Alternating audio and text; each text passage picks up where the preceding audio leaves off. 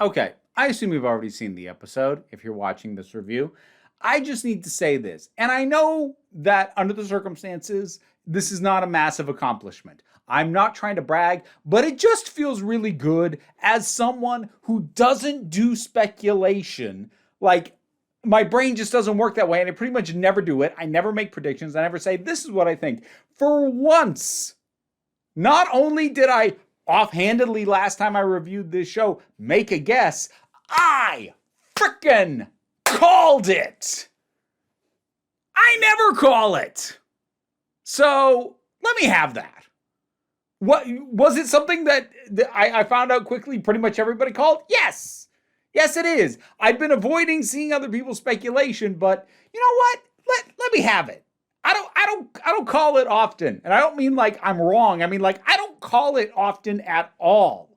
So for me to be right felt good. Let me have it. Overall, episode's pretty good.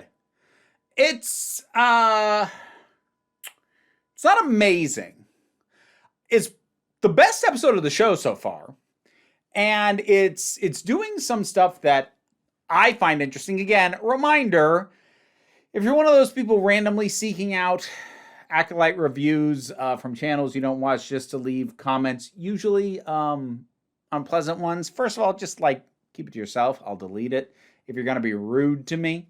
And no, disagreeing with me is not being rude, but you know when you're being rude, just don't.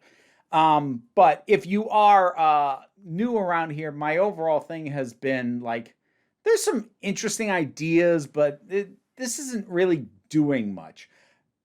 There's some more of those interesting ideas here, and now it's actually doing something. So that's nice. Nice to have a little bit of actual tangible action mixed in with the ideas. It's almost as if you can integrate action and exciting moments and introducing or expanding these ideas at the same time. You don't have to segment them off. But anyways, the action in this is pretty good. I don't super love the way the fights are shot, especially early on. They hide a lot behind the trees, and it's also darkly lit. Now, if I were to guess, I'd say it probably comes down to not having been allocated the kind of time that you would want for training and rehearsal of fight scenes if this was a movie. Like, in cases like that, you have your performers go through, ideally, go through months and months of training of this specific fight style and of these specific choreographed fights.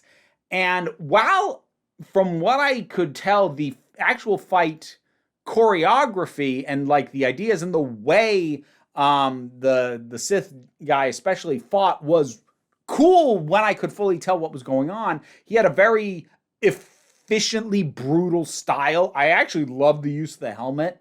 Like just the idea that, and I like a lot of this is probably in the lore somewhere. I'm not a big lore hound, so like you can drop that information if you want. Just realize I don't know it, and I know I don't know it, so whatever.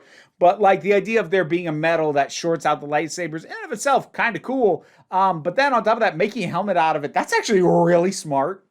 That's just a smart idea.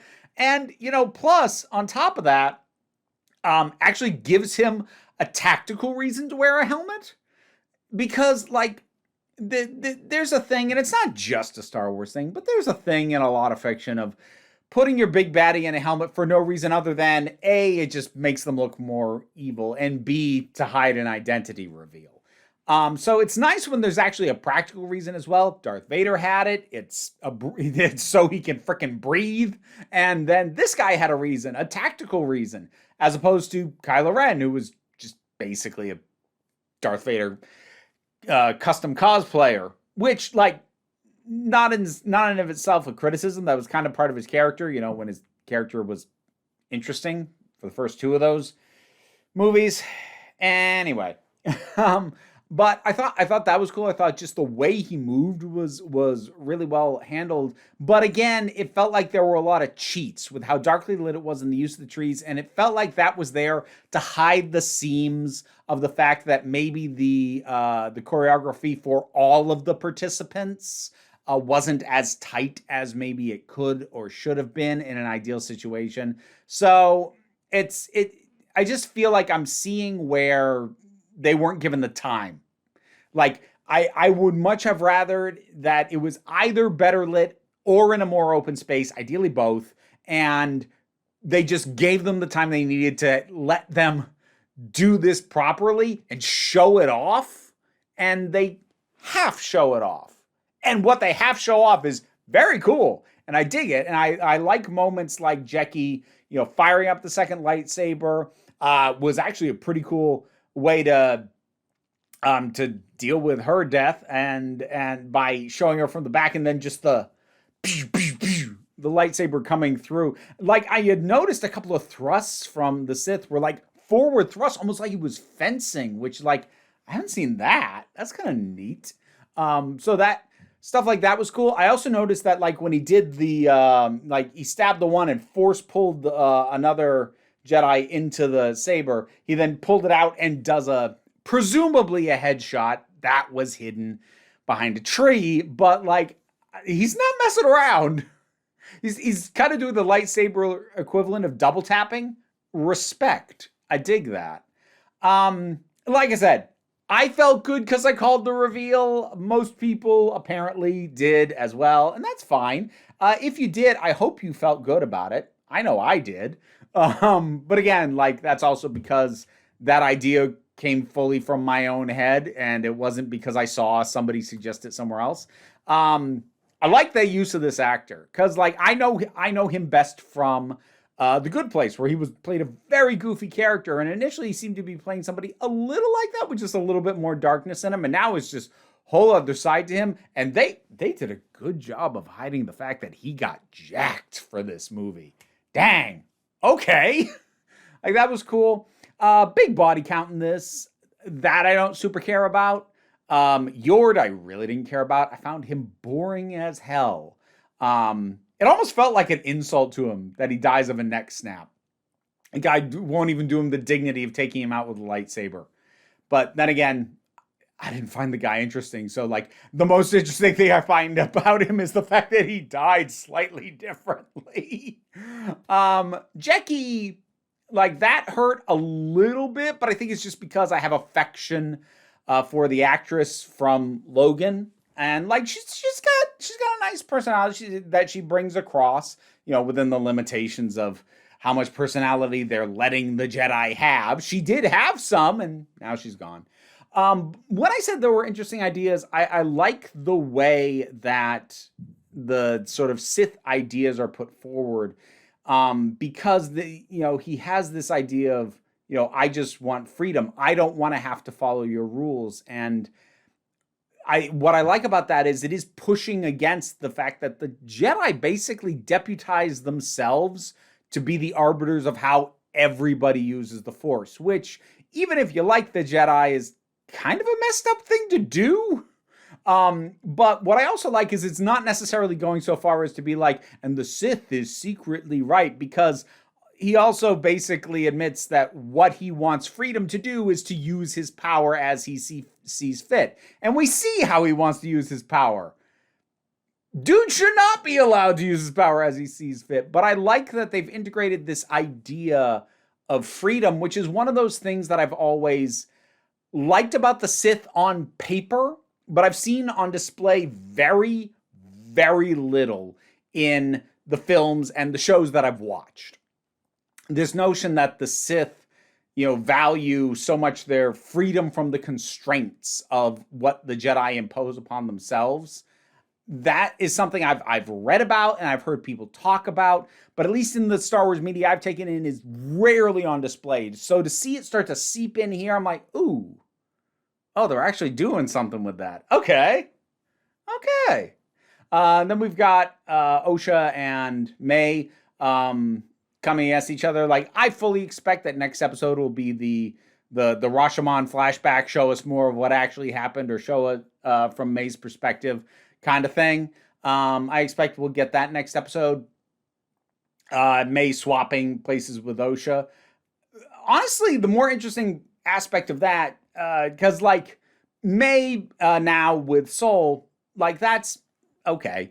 I mean, that's why she did it. Fine. But the Sith finding Osha and just being like, ooh, lucky me, because he's decided May's no good as an acolyte because she's not listening to him. He's like, oh, I get another bite at this apple.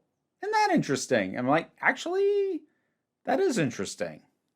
So, the previous episode, I think I'm going to say, was the weakest episode, or at least it had the most of the show's existing flaws on display.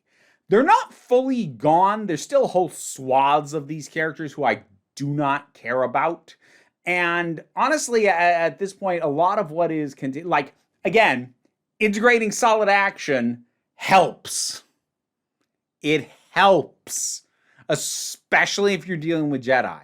Like, if you, Star Wars can give us really interesting characters in and of themselves. Andor did that. Andor did not have that many action scenes.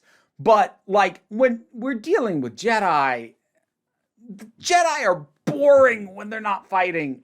I'm sorry, they are. They are. They just are. To me, at least. You don't have to agree, but they are to me. I find them real dull. So, giving us some more of this, like, the show opened with a good action scene, and now it gave us this, which is, when I can see it, a good action scene. I'm like, boy, you should have more of this spread across. And what kind of got me through the first 3 episodes was like, okay, there's cool ideas here. I'll be interested to see them flesh out. And even as I'm getting here, I'm going, ooh, cool ideas.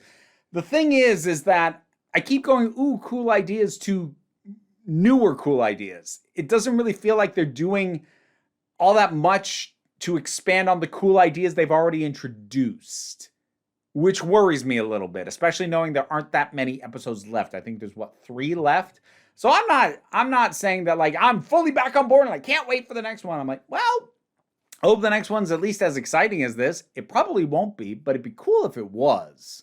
So this helps. This will hopefully be enough to get me over the hump, and the last 3 episodes will not be a complete slog to me, because boy, if this had been like episode 4, oh, that would have been rough. Thankfully it wasn't. But what'd you think of this one? What was it?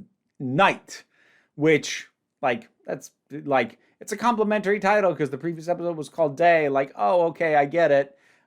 Still made it weird that the previous episode was called Day because I didn't know where the hell you were going with that. I don't like when titles do that. It's overly cutesy. I don't appreciate it. But anyway, anyways, whatever your thoughts were on this one, drop something down in the comments. Let's talk about it. Patreon pays the bills, allows me to do this as my living. Even if you can't help me out that way, like, share, subscribe. Those all help me out. Don't worry too much about it. We take a relaxed attitude around here, so you can just come on back next time you need a break. And now to thank my highest supporting patrons: Robin Moore, Zubin Lutfula, Goddess Elida, Oliver B., Melissa Pedersen, Tarak, the thing that goes doink in the anime, Jean Foray, Ulrich Bogdan, Loki Eris, Linda Walters, Jen, Auntie Kate 808, Becky Sparks, Renabulax the Poodle, Tracy Scrabbit, Angry Casperol, Dave Hall, Quite Bearish, Rosalind Bennett, Toku Bluhuvian, Pal Barabajoggle, and Mara G. If you'd like to hear your name in the credits, or even just see them, there are rewards on the Patreon, so maybe check those out.